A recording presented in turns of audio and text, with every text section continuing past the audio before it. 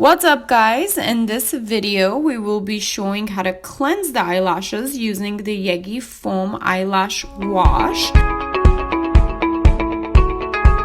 This is perfect to use before you start applying eyelash extensions because this will make sure your client has really clean eyelashes to start off with, so your application will last them way longer.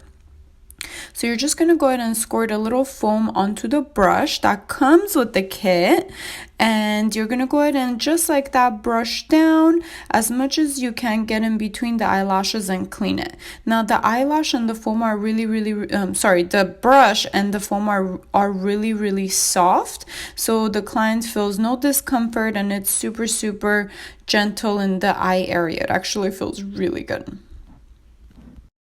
I will link the product below.